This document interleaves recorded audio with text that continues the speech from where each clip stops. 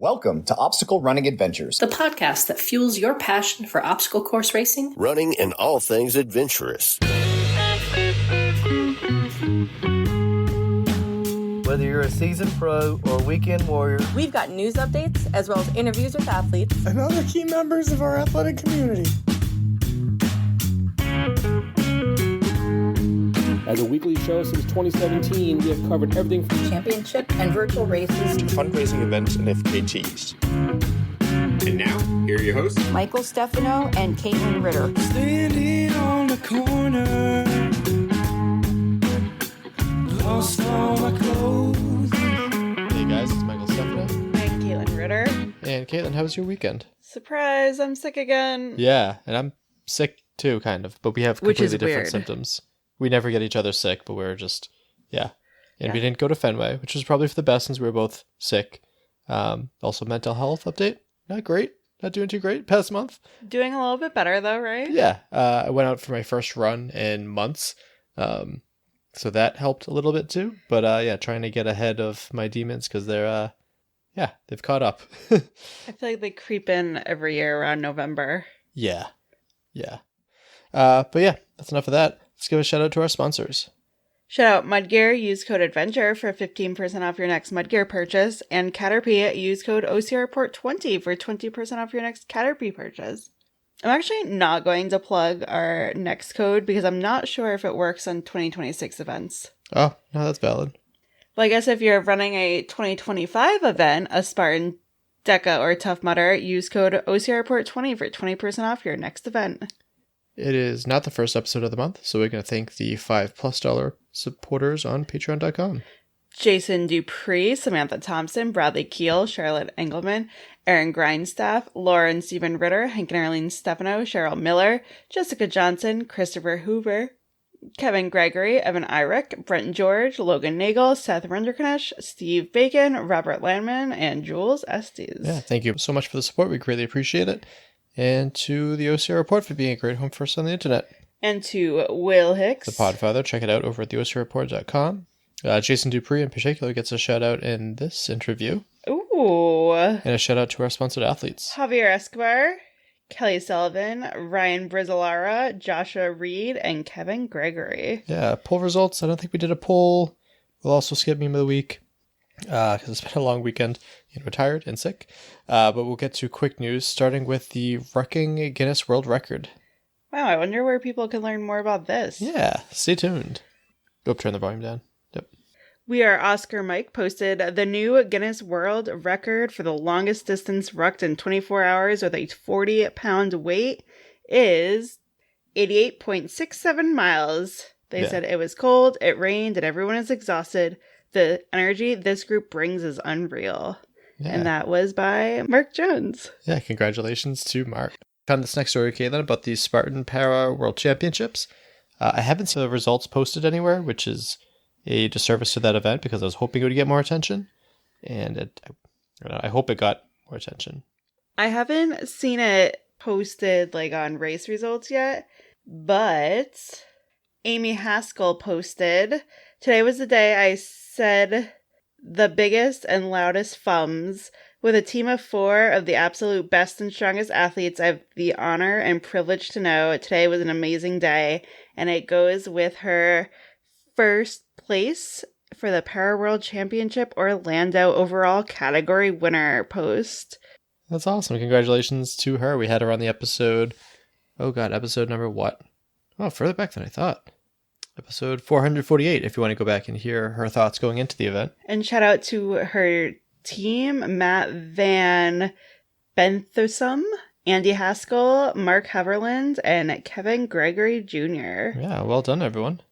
This next news story, Kelly Sullivan lost her podium streak. Well, because she didn't race. Yeah. Yeah. Well, I'm telling the people. We'll read, okay, Kelly Sullivan posted, "Spartan Fenway, you never disappoint, and this year was no different. I debated racing one day just to keep my podium streak alive. Then I crushed my big toe, and that decision went right out the window. At first, I didn't even want to be there, but I knew I wanted to see my friends, and if I wasn't racing with them, I was going to hobble my way around that stadium to cheer them on as much as I could." Who knew this would be one of the most memorable weekends I've had? Funny enough, those memorable weekends all end up being at Fenway, my dad's first and only race, my last competitive race ever, and this weekend I got to be there for Cassandra? Yep. A friend and old teammate make a comeback and absolutely destroy the elite field. One of the few reasons why I regretted missing this weekend. A little bit. And then Click it. Oh, crap. Emily Angel. Yeah, I interviewed her. She's saying... get her first win and a back-to-back podium. CM West get her first age group podium ever, running half a race with friends I haven't seen in a while. Yeah, it goes on for a while. So it's a bummer she missed out on that a little bit. I also wanted to hear the perspective of the Underdog Fitness Gym, too. They posted a true underdog story. The streak lives on. Warning, you may need your tissues for this one. Joke's on you, Caitlin's need tissues for her runny nose all day. Right. Let's set the scene. Kelly Sullivan currently holds a 10-year, yes, a decade, Spartan Race Elite podium streak. Which, to my knowledge, is the longest female streak. That's awesome. Yeah. Although she retired from a competitive Spartan race in typical Kelly fashion, there is a glimmer of hope she would return to Fenway Park solely to keep this streak alive. However, earlier this month, Kelly sustained a foot injury that would sideline her for the Fenway Stadium race, and the streak would come to an end. Enter Josh. Oh, crap. Yep, let me get the original post so I can see who Josh is. Joshua Gonzalez. Notably and routinely a Spartan Race Elite podium finisher in attendance to race Fenway both days. Spoiler, he won the men's overall on both Saturday and Sunday. Josh is one of the most humble and likable athletes within the hybrid OCR space. He carries himself with pride and always shows the utmost respect to his competitors, teammates, and everyone in the community. After the race this morning, when Josh earned his second gold delta of the weekend on his 30th birthday, he presented it to Kelly, doing so while wearing his purple Kelly Sullivan Podium Chaser Elite tee he wore on the podium all weekend. Yep, you can finish that off. She 100% would have earned it and placed elite both days if she wasn't injured. It was like my way of keeping her podium streak alive. I like that. And the picture that I saw that I really liked was like them wearing each other's shirts. Oh. Which is pretty great. And now we're going to get to some podiums. How come you don't have my face on a t-shirt? I have your face on a Hawaiian shirt. Oh, that's true. It's not my choice. Maybe for World's Toughest Mudder next year, I'll put my face right here. Yeah, maybe. Spartan Fenway podium. For the women, in third place, Alyssa McLeod. In second place, Emily Angel. And in first place, Cassandra Carroll. And for the men, in third place, Brent Trail. In second place, Ivan Batustia. And in first place, Joshua Gonzalez. Yeah, it looked like Jack Bauer was there, took fourth, and would have been nice to see him again. Brett Mazza. Yep. Shout out to him, he took fifth. And then the Spartan Beast in slow, St. Louis Obispo. Oh. St. Louis, Missouri? I don't know. Oh, okay. In third place for the women, Renee Palmero. What's this Cal? Slow Cal? Oh, that makes sense. In second place, Lizette Garcia. And in first place, Chloe McLicken. Milkinian. Why do I always butcher that name? I know. And for the Plenty men... of opportunities to practice. I know. For the men, in third place, Al Gonzalez. In second place, Grady Jackson. And in first place, Jehovy Mendoza. That's a Giovanni Mendoza. Oh, speaking of Mendoza, I saw Chris Mendoza ran a Spartan Ultra. Oh, really? Very cool. Maybe he'll come back to WTM. Nice. Yeah, I wish we had more podiums. I know there's a whole bunch of events happening, but... I'm sure they're coming. I hope so. See what links is 5 down below, but let's get to what this episode is all about. So Jason Dupree has been talking about how he would be live streaming Mark Jones's world record attempt. So after I saw the success, I reached out to him because I wanted to catch up with him, talk about his adding Rucking to DEKA events, his world record performance, and to hear about the Oscar Mike annual ball. So let's get to the interview with Mark. We'll start off with your name and where you're from. I'm Mark Jones, currently in Centerton, Arkansas. Awesome. So it's been a few years since the last time we've had you on the show. What have you been up to? Oh, man. We've been up to a lot of rucking. Yeah. And in conjunction with having the DEKA Ruck and basically just working with side by side with the Yancey and that crew and putting on the DEKA Fit events. Yeah. So since it's been so long since you've come on, what is your relationship with rucking? Like, what made you fall in love with it? Oh man, it's the whole practical sense. It's the practical piece of how much can I put in my pack? How far can I go? And in worst case scenarios, a lot of us, we just look at it as a training device or a training tool, but it's way beyond that. It's practical life. And, in the oh snap scenario, I need to bug out and go somewhere and survive for a bit, and maybe need some additional supplies for my family to just get away for a while. Yeah, absolutely. And then how did your relationship with DEKA get started? It was back when COVID was going on and they were putting on the event when I was in Colorado. I think that was probably the last time we spoke. Yeah. That was what, 2020, 21. Either way, I caught wind of it and they just had the crew already in place. And, knowing Yancey for a while, he's just like, I got you. We just need to build this up a little bit. And in the meantime, I just started doing the DEKAs with the Ruck on just on my own, kind of predicting that if that time would come and I joined the team, then we would incorporate a Ruck division. And that's what we did. And I like how the Ruck division, it's not just the same stations with a Ruck. There's some twist to it too. So like I know for the sit-ups, I think you have to hold the ruck by your chest and stuff like that. So there's some alterations, and it's been really interesting for me seeing it kind of spread more and more. How's it felt for you seeing more crazies taking on the ruck division?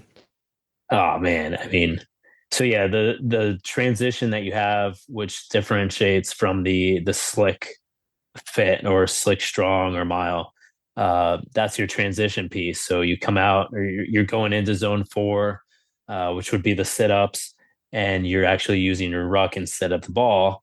And for men, that's going to be 10 more pounds heavier. So not only are you reaching further and farther, but you're also doing it with more weight. So it is a really nice twist to have that transition piece. And a lot of people, when they first do it, they're just like, oh man, I did not expect that. An easy zone 4 usually is now a hard zone 4. And that's across the board, where you put the ruck on, the zones are harder in different ways or easier in different ways. Right. It all depends. So that's what's really good about it. Yeah, I've seen primarily when I do DEKAs, I go to Underdog Fitness in Connecticut to support Kevin Gregory and the crew.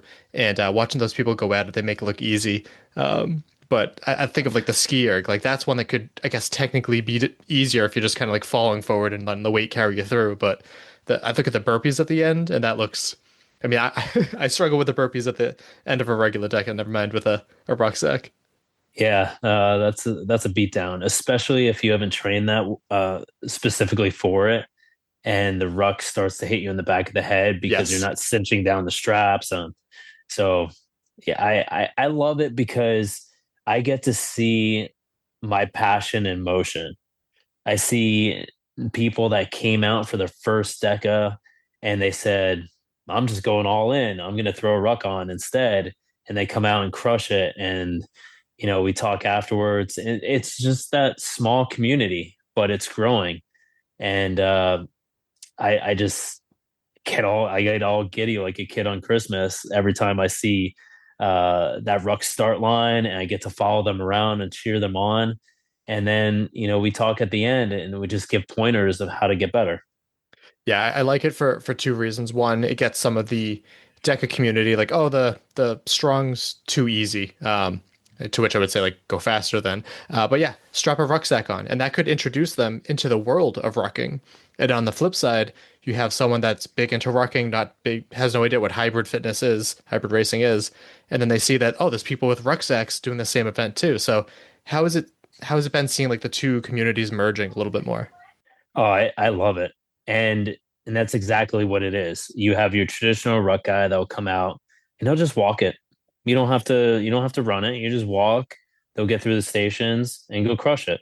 And then you have someone like a Jared Newby come out, Yep, and just absolutely dominate. going faster than 90% of people's regular fit without a ruck. And it's just, and in that small community, for me, I get all excited to see those all-star athletes in my mind compete and, just be there supporting them the whole way. Yeah, there's no shortage of really good rucking athletes, but full transparency, the first names I think of are you and Jared Newby, just two animals tearing it up. Well, he's fast, I'm slow. Endurance, though. Endurance. Yeah. Speaking of DEKA, I know that Atlas is a new event. I went to cover the first one of those that they had. Is there an Atlas Ruck? So surprisingly, as far as I know, there's only a few people that actually have done it with a Ruck, and I haven't pushed it because I haven't done an Atlas. Fair. And I feel like Atlas being heavy on its own, you introduce a Ruck, it's gonna be smaller. Yancey openly says, this isn't for everybody. This specific event is not for everybody. So when you have an event like a DEKA Fit Strong Mile that is for everybody, and 99.9% of people are passing, and you introduce a Ruck, I think you get about 30% that show up. Now you're doing an event that maybe there's a 70% pass rate using that same kind of percentage, and you're like 15. It's just such a small number, and I don't think we're there yet. That's fair. I think we're more. I've done the ultra with a Ruck. Oh yeah, a couple times now, and that was a beatdown. But I think we need to jump into teams with a Ruck next. I think that will really kick off. Yeah, I would love to do that with Caitlin. And then I think there's a time cutoff with like the DEKA Atlas too, so that would be a barrier. I could see that. Yeah, I think that needs to stand alone. Dave's done it. he did the Ruck and the Atlas Ruck, and was like, "Hey, why am I the first guy doing this? Why don't you do it?" I say, "Because you're our head referee." I was gonna say Dave Claxton for those uninitiated from OFX. Big fan of him. And then the DEKA Ultra. I should know this, but how many DEKA fits is that? It's 5. It's 5. Okay. Yep. Awesome. I've been wanting to go and see one of those because I think that's a really fun blend of hybrid racing plus like an ultra event. While it's not like an ultra distance, time wise, it's certainly an ultra event. I'll tell you what. We went over the numbers trying to get it into the 26.3 mileage with a combination of everything, and we couldn't get there. But I'll tell you what, labels do not apply to a DEKA Fit Ultra. No. Because that thing, even though it's 17 miles, it absolutely destroys you with or without a Ruck if you're going hard. Yeah, no, absolutely. Now, speaking of rucking, it brings me to like the main thing I wanted to talk to you about. I guess what made you want to take on this 24-hour 40-pound, right? 40-pound ruck world record. Like, how did you first see it? What went into planning it? Yeah, so it's as simple as me going out into my garage and trying to push training out there. And my whiteboard was blank. And it's always full of some sort of event on the calendar, on the whiteboard, how I'm training, whatever. And I just didn't have any finish line in front of me. And I always preach you need that. And I said, well, maybe this is because I need to do it for someone else this time. And, I started to put that out there, and people would come to me, and it just wasn't becoming the right fit on both sides until I got linked up or hooked up with Oscar Mike. And then it was game on. But the actual record, obviously I was searching for something with rucking, and I knew Nubia would be the one taking all the fast short ones. So I was like, why even attempt that? That's kind of his world. Let's jump into mine. And I scrolled down, saw a 24-hour one. And not only was it something I looked at and I said, this is doable. But it was a guy from Iran. And I'm like, hey, well, why isn't it in the US? Why doesn't the US have this record? And on top of that, we had the honor of going to Oscar Mike's annual red tie event or their Yep. ball last year, and kind of like put the feeler out that we're doing this. And I mean, to put some pressure on myself on top of all of that, I backed myself into a corner where they were having this big event, banking on me getting this world record, having the adjudicator on site, on stage to announce it. There was a guy from American Metal, Josh, who was designing a one of one custom 250th anniversary of the military uh, motorcycle chopper. And, it's just insane what he put together. And he actually had a gas cap with my name and Guinness World Record on there to put on at the ceremony. And Oh, wow. it was just this big thing, and a lot of it was banking on me finishing this, and that was the stress to train. That was the stress to complete it out there. So yeah, backing myself in a corner with a no exit plan. There's no quit. You need to get this done scenario. It's just crazy, but we got it done based off those scenarios. I think that's a great way to go about it. There's some people that say, like, don't tell anyone and do it silently, this and that. But when you back yourself into a corner, again, using the word animal, like, that's when they're most dangerous. And so, you're starting to do this event. Was there any worry in the back of your mind that, like, oh, maybe this won't get done? Or were you, like, full of self-belief at that point? No, before I stepped off, that crossed my mind, and the entire time, to include 6-8 months prior, every single day of my life, in my dreams and in my training sessions, everything. It's like you need to complete this. Like this is going to be really shitty if you don't. So yeah, it crossed my mind, but every time it did, I shut it down and said, no, that's not it. It's just not an option. It's non-negotiable. Like this needs to get done. However, my crew will tell you there was one time I entered the tent at about 60 miles, and I was, in that headspace. I think it just started raining and it got really cold. I didn't have any rain gear when I was out there on that loop, and it just got really windy and just stupid for a little bit. And I came into my tent for transition, and those demons started creeping in of, oh, will this get done? And I start running numbers, and I said out loud, I need to unfuck myself right now, and the whole room just lit up like, holy shit, he's there, and they saw me kind of going downhill. And as soon as I said that, Yancey went out on the next lap with me, and it just completely flipped everything back into the game. If I needed someone to motivate me through anything, I don't, if it's sewing, if it's this, or Yancey Culp is that guy. Yeah, he was our director of motivation, and he came through. How many times, plus or minus 50, did he call you a cyborg? I think one time, and it might have been on that loop, but he got weird. He was like dressed in all black, and he would just like pop out from the trees and like scare us. And so we started calling him the Ninja.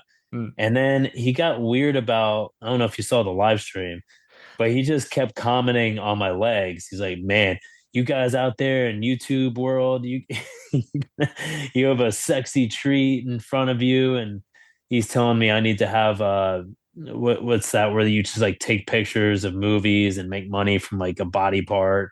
Oh, like saying, yeah, like you could say like foot pics and stuff like that. Yeah, something like that. Yeah, he's like, oh, we're owning your legs after this to make some money off you, and just weird stuff, and I love that about him, because you don't, not everybody gets to see that, because at events he's just strictly about that. But when we're having fun and doing this wild and crazy stuff, you get to see more of him, and he really just shines as a motivator and good friend. Yeah, motivate and distractor, I imagine too. Like hearing someone hype up your legs and stuff like that. Like, yeah, that would that would probably throw me off a little bit. Just you keep moving and you're laughing, and that changes the vibe of everything. And then Yeah, you mentioned the live stream. So it was our friend Jason Dupree that was helping you out with that.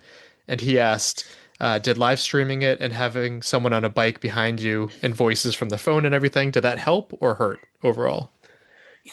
Jason did a phenomenal job on that live stream. I haven't watched it all, but man, from piecing it together and having the donations come through, I mean, he did such a good job. And him running out there periodically to do the battery changes to make sure Will was like on point and they were communicating back and forth. And then he came and mic'd me up at one time for one loop. And then they were doing the commentary back at the tent, and Will was on the bike behind me, so I was able to listen in on that. So that was almost like being in a podcast, live, live on a podcast.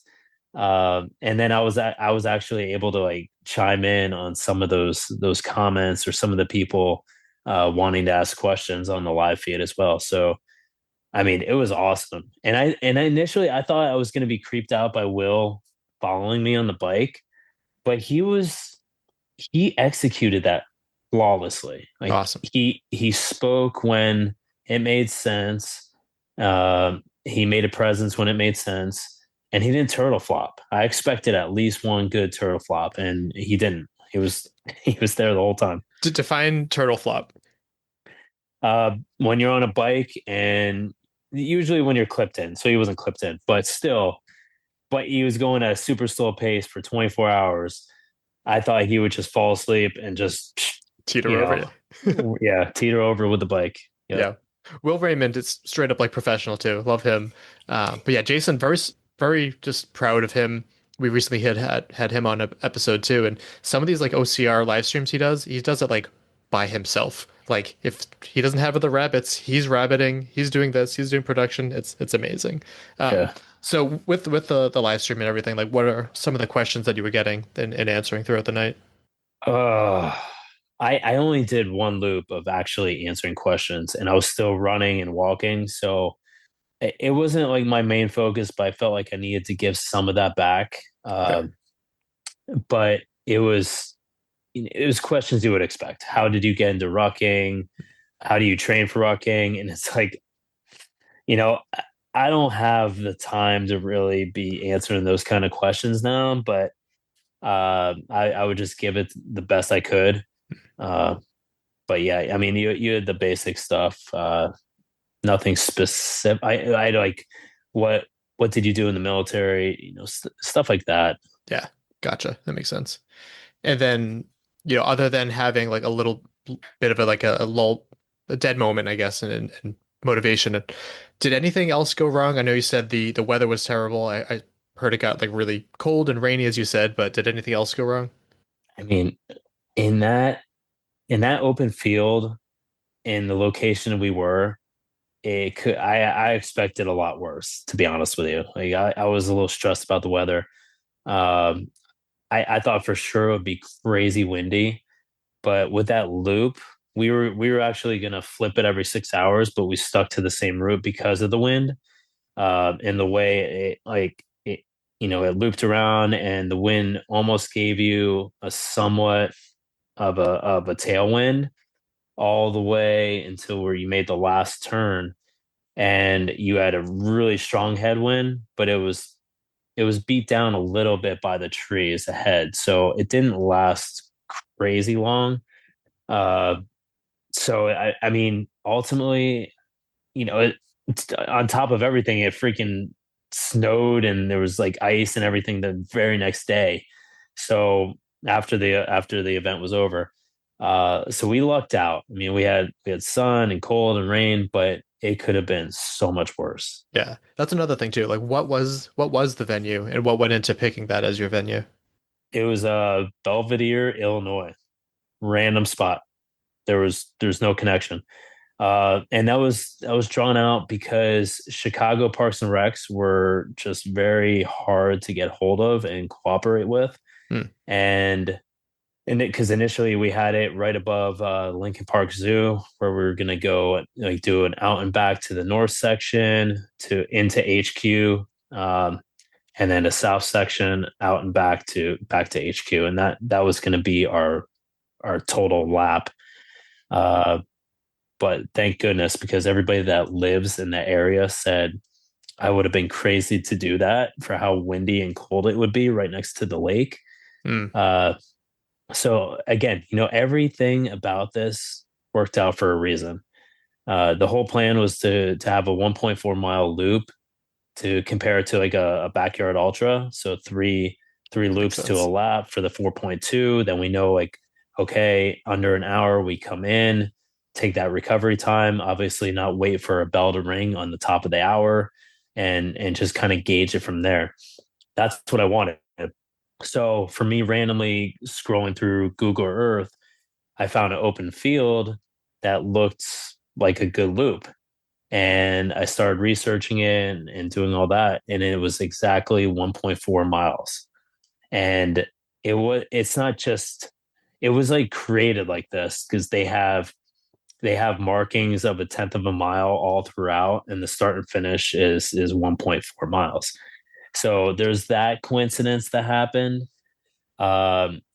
There's Veterans Day, 11/11, and then Oscar Marks started on 11/11. Oh, and wow. This park's address was 11/11. No shit. So yeah, I can't make it up. And that was all coincidence. I didn't know that actually until the day I was on site. So yeah, I mean, it was the best course we could have had randomly. Yeah, no, I'm glad to hear that. And I don't remember where it was, but it looked like not early on, you broke the record and you are still pushing along. You ended up with, was 88.67 miles. How do you feel about that final mileage? I was just talking to Ryan Geiger right before you, and I was saying, once we realized that 100 just wasn't happening based on the time and I was slowing down, we could have pushed to 90 plus or whatever, but those numbers didn't mean anything to me at the time compared to spending times with individuals on just a walking loop and just really like having that one-on-one conversation of, I really appreciate you. You made this event happen. We already have the record. Let's just accumulate more miles together and just have a really good time and celebrate this. And I don't think running and trying to get that in at the same time would have had the impact that it did just walking and talking as friends. And it was absolutely amazing. Good. I'm glad to hear that. So that being said, like, no, you don't feel like there's any unfinished business. Like you decimated the record. No, because I am Thai. I said 100, and then that was to push me past 80. Because if I said 80, then that puts you below 80, right. And that's just how my mind operated. And if you look at it and you shoot right in between, you're at 90 anyway, which I know I could have had, but it just wasn't worth the little extras. I have zero regrets. The record's done, but I really feel that time I spent on those dedicated loops with the people that made this happen was worth the entire event itself. It just meant so much to them and to me. Love that. And then you talked about like the donations and everything. Do you have any idea like how much it pulled in as like a fundraiser too? Oh, from that event alone, I think it was 1,000 or something just on site. Nice. But then you had the ball, which generated an unknown amount. I'm guessing tens of thousands, and we had tens of thousands before even going to the event. And I know people were talking about doubling it down, and so it's growing way more than I would have gotten on my own. I love that. So talk about the Oscar Mike annual ball, because I've never gone. I've just seen like the pictures and stuff, but like how was it like attended? How was it? Yeah, how's the event? Well, the Oscars, the actual Oscars are the same ones that make the awards for the ceremony. So you walk in, you're in a tuxedo. It's very formal. You have, hours of hors d'oeuvres and drinks, and then you go in, and it's basically like Marine Corps, because the Marine Corps birthday's tomorrow. It's really revolved around that cake cutting ceremony where you take the oldest and youngest Marine in the room, and they do a cutting ceremony. Oh, I didn't know It's that. very, very traditional. But it's just like being like what you would see at the Oscars. They have the big screen up, and Laura Messner, if you know her from back in the day, she's of course, singing the yep. national anthem right off the bat. And then you just have this room full of these amazing people, probably, I don't know, probably 500-600 people in the room. And it's just nonstop awards and fun times. And you have really good dinner, and there's auctions of all the stuff, that the amazing things that people donate. It's just something you have to attend or see to really understand. Yeah, and there's a few other charities like this, but what do you love so much about like Oscar Mike compared to, not that there's any like bad ones, but what specifically do you love about them? Everything I've seen Oscar Mike say, they do. And I can't say that about other organizations, especially when you're a 501c3, and like the general population doesn't understand that they're pulling in their paychecks and the sky's the limit sometimes. Yep. And then the residual pennies go to where they're supposed to go. Not to mention Noah, who's the CEO and creator of it all, was a Marine as well. And him and I must have crossed paths many times because we were in the same zones together, just not in the same unit. And I just think he's just something special. There's certain people in this world that you just follow, and they don't have to say much. They don't have to do much. They just have the right mindset and the right ideas, and they just make stuff happen. Yeah, I like that. I haven't had the chance to meet him, but everyone who I have met from Oscar Mike have been really awesome people, and I always love talking to them both on and off the mic because they have a lot to say, and they make you want to support them and help other people. Absolutely. Real quick, with the previous record holder, do you know if he was like contacted or at all? Like, does he know that his record was beat? Just curious. That question came up so much. Is there like a Strava, you've been dethroned email that he gets in the morning? And I don't think Guinness is that kind of company that would purposefully throw that in somebody's face, because they know that it was earned. It's not like Strava where you can go out and freaking snipe somebody out and do a sprint 1/10 of a mile and get a crown, right? This was a whole process that was earned. And shame on them if they do that. But I tried to contact the guy prior and just let him know, like, I'm going for it, just to be respectful. Yeah. That's just like I did with the guy from the UK who went out for it earlier this year. But I couldn't find him. I couldn't get a hold of him. But I'm sure he'll catch wind at some point. And, it's not like having the world's largest piñata. Right. You're gonna have to grind to come back if you want it, or anybody else that wants to come after it. Like it take it firsthand, it is not easy. But if somebody wants to go after it, like, I'd be happy to help them. Yeah, I cannot imagine it. And to anyone listening that hasn't rucked before, imagine how heavy you think it would be and how much it wears you down. And it's just exponentially more than that, because it really does wear you down. Even someone like you who's been rucking for decades, I'm sure at this point, that ruck has a way to wear you down over time, and never mind 24 hours of it. Yeah, sure does. So you mentioned that, this was like the 40-pound record. Was there like were there any other records that you had your eye on other than this? Like, what made you settle on this one other than the fact that it's endurance based for you? I think it's just one that popped out. I don't know. 30 is like the standard for DEKA.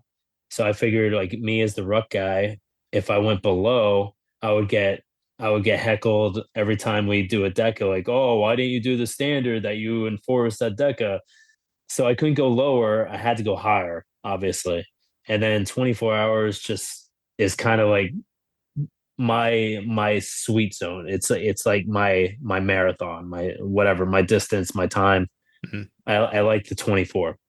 And again, like I said, it's harder to create a new event. So that was an existing one, and it was one I looked at like, this is worthy to attack. It's not something guaranteed. It's not something simple where I could just check off the list. I knew I would have to work for it, but I wanted to be challenged if I was going for a record. Yeah, if that makes sense. No, that makes sense. Absolutely. And then another quick question too, like with your background, like originally, I think the very first time we had you on the show was OCR related, talking about Tough Mudder. Do you still follow the news with them, or are you just so focused in on rucking and hybrid racing now? I mean, I don't consider myself a hybrid racer. I'm not like that guy, but Sure. I think I'm an ultra rucker. I think that's the title I like to label myself now. And obviously, when you train for this stuff, you're gonna do hybrid stuff, events and training. Like you don't just ruck, you lift weights, you run without a ruck, you do all the stuff that you would do as this labeled or this new term, a hybrid athlete. I love DEKA because of the ruck, and I love that there's so many different divisions, and obviously I work for them. So when I go to work, I also get to play.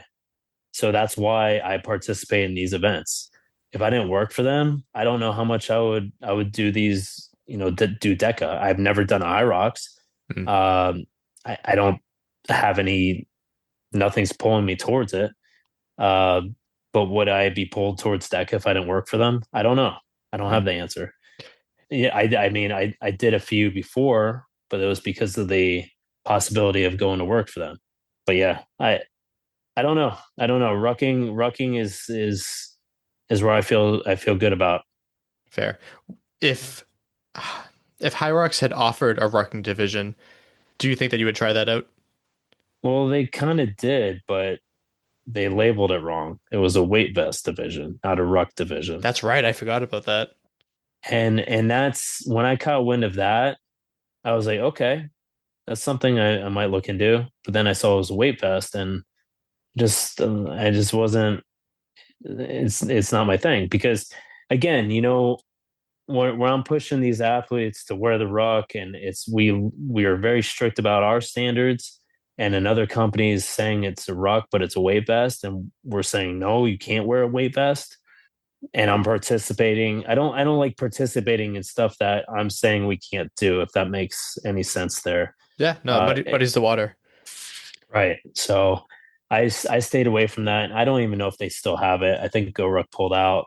It just didn't work, but yeah. Yeah, as I remembered, it was more of like a short-term thing with them. Yeah.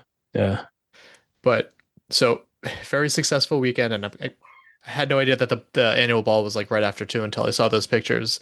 But with that done, how has recovery been? Like, what was the most sore? Anything unexpected? Yeah, lower left back. And I've had the worst recovery ever, because we were basically right in the car driving home, and I didn't push the fluids. I was sleeping. I just whatever. But yeah, my lower left back had some, and nothing during the event except my feet swelled up a little bit. And that's because I just didn't do a proper shoe change when I needed to. I just kept pushing through.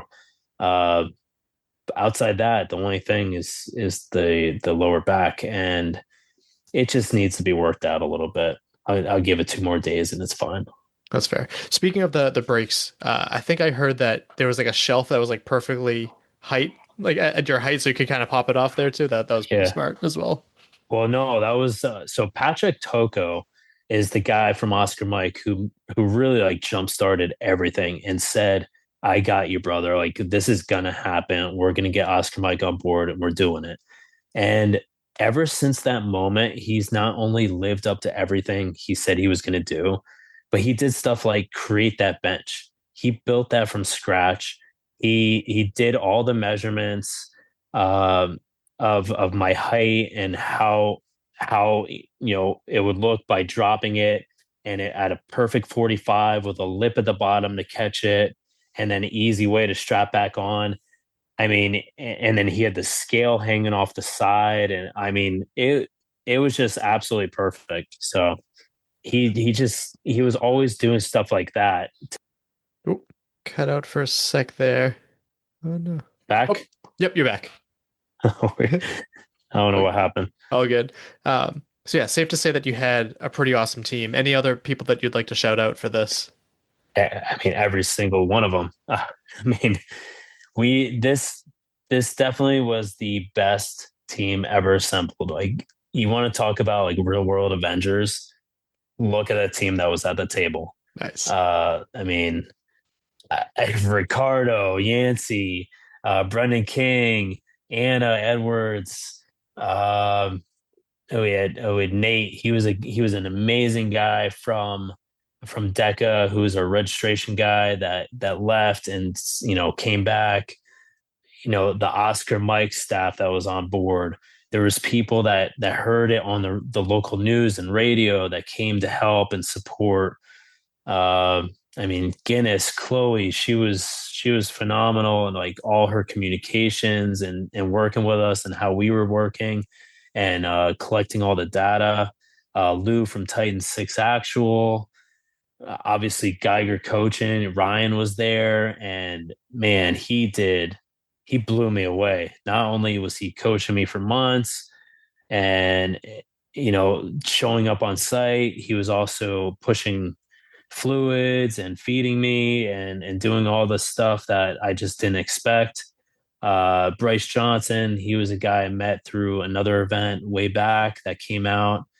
My family, it's just such an amazing crew that just probably will never ever come back together unless it's like some kind of anniversary. I mean, absolutely incredible crew. Yeah, I'm so happy that you had that support and you crushed it. When Jason had mentioned it a few times that he was going to be covering this, and I meant to reach out, and then one thing led to another. Time flew by, but I'm so impressed by everything that you do and continue to do. No pressure because we're just after a victory. But do you have anything planned for next year at all? Doesn't have to be related to like another Guinness World Record or anything, but anything else in the plans? It wasn't even 24 hours after I did that, and I was already.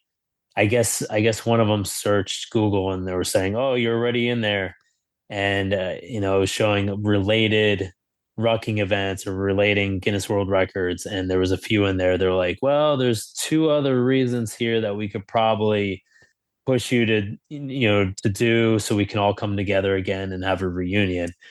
And I was like, "Guys, can you just give me a little bit?" So I had to ask, but obviously they planned the seed. But I have an event, I don't know if you know him, but our main stage guy at DEKA came out and he surprised me, Jeff Barton. He just came out and he randomly came out. Oh, you'll hear him if you're at the event. But he randomly came out and he ran a couple laps with me. And, so he puts on an event, every year called the debauchery games. Yes. Okay. Yes. Yep. And I told him, because I kept saying no for years training for this, that when I'm done, that I will go all in and go to his event finally. So really next year, that's what I promised I would do. On top of that, I'm looking forward to crewing my wife, who's going to do her first 100-mile race. Nice. And after that, I'll probably start training for something. But I really want to get my DEKA Ultra Ruck time down because there's something special there. But yeah, special is one word for it. I'd say insane, but love it. And then which 100-miler is your wife taking on? I can't remember the name. It's one that's local here in Arkansas. Okay, gotcha. Fair. And then where can people follow along with you and everything on social media? It's just Instagram right now at Rucking 100. Perfect. But And then that might have to change a little bit. fair. And then also like going back to DEKA Rucking too, if someone listens to this and they don't know where to begin with it, like who would you recommend doing a Ruck version of DEKA to? Oh, it doesn't matter. When people are coming in to register and I'm like, is this your first time? And they say yes. I'm like, well, do you just want to go all in and put the Ruck on right away? And a lot of people surprisingly do. They come for just their normal DEKA fit, and I surprise them with a Ruck, and they accept it and they get it done. And I think it's amazing. Other people, they do their fit and they come back and they're like, okay, I want to challenge myself now, and they do the Ruck. So I pull everybody. I don't have favorites. I don't point them out or say you got this, you don't. Everybody can do the Ruck, just like everybody can do the fit. Yeah. Yeah, I saw like Billy, you don't have to be like crazy like Billy Richards or anything either. Like my wife Caitlin fell in love with Rucking with the event that we did with you guys a long time ago. And yeah, anyone can do it, and I think DEKA, that's a goal of mine too, to do a DEKA strong with a rucksack. I think that'd be really fun to take that on. I got some weight to lose because right now I am the rucksack, but I'll work up to that. It doesn't matter. I mean, you see what you can do as you are, and then you say, what do I need to work on? That's the beauty about doing this. And don't try to find that perfect day or time that, oh, if I lose X amount of pounds, then I can go do this. No, like if you do it now, you'll know what you need to work on, and that will help facilitate that end result that you want. And it also gives you that baseline to see where you could shave off those minutes and then have that great PR comparison to where you were to where you are after. That's actually pretty good. Pretty good to hear. I needed to hear that. The perfect day never comes. You can wait forever, and yeah, you just got to do it. Yeah, I was trying to think my perfect day was going to be, years from now, and that day came up super freaking fast. It was years, and then it was like just a couple days ago, and I was wishing that it was down the road further, but the day comes and you still want it to be another day, so just get it done. Yeah, that's fair. And then lastly, where can people go and support Oscar Mike as well? Oh, you just go right to the website, and it'll give you all the links to what you need. Perfect. Well, Mark, congratulations again. And yeah, proud of you. Keep in touch. All right. Thanks, brother. Welcome back. Thank you to Mark Jones for taking the time to come on the show. And congratulations to him for, 1, getting an awesome support team together, and 2, for beating that world record.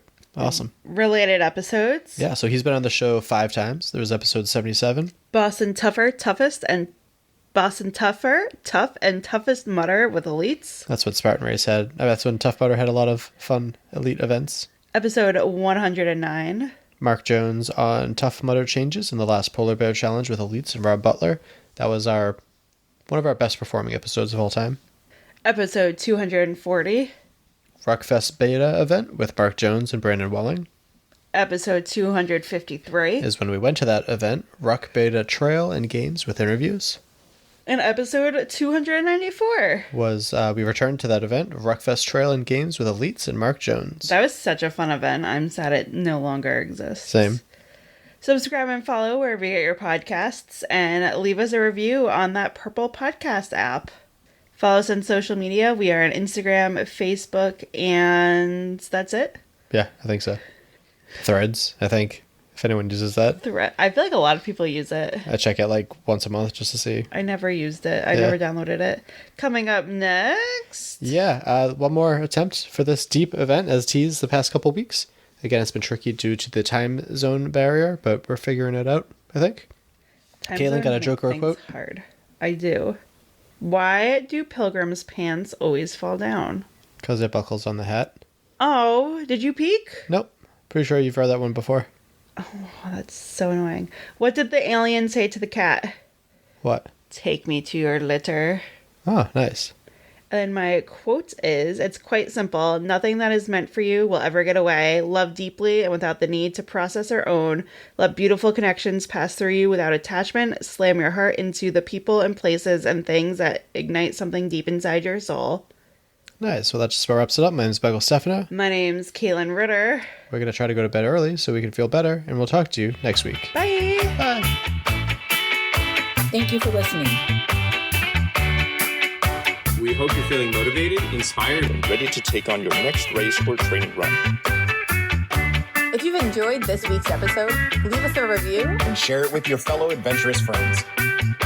Follow us on Facebook and Instagram at Obstacle Running Adventures. Don't forget to subscribe so you never miss an episode. Join us every week for more news. Stories and interviews from the community. Our intro song was Streaker by Straight Up. And our outro music is Iron Paw by The Best. Hey, man, how's it going? Good. Oh, there we go. Long time How's it no going, see. man? Pretty good. Well, currently sick, but just got a new puppy, and life's been hectic lately, but good kind of hectic. The puppy get you sick? All that licking? Yeah.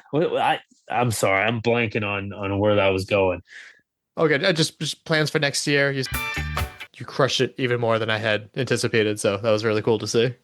You know, it was only 9 miles, but I don't think I crushed it. Could I have done better? Yes, absolutely. But I just had such a fun time with the people I was around, and I kept telling everybody how selfish I was being because I just created an event so all my friends can come hang out with me. I mean, Evan Prepares would always do that for like charity and stuff too. Would like come up with his own events, take on these crazy challenges, and you got to enjoy it, right? Mark Jones. Yeah, congratulations to Mark. You better hope the mic didn't pick up on that because that's a post-credit thing for damn sure. For damn sure. I think it's my medicine. Oh, wow. It said it will mess up my stomach. Well, there that is.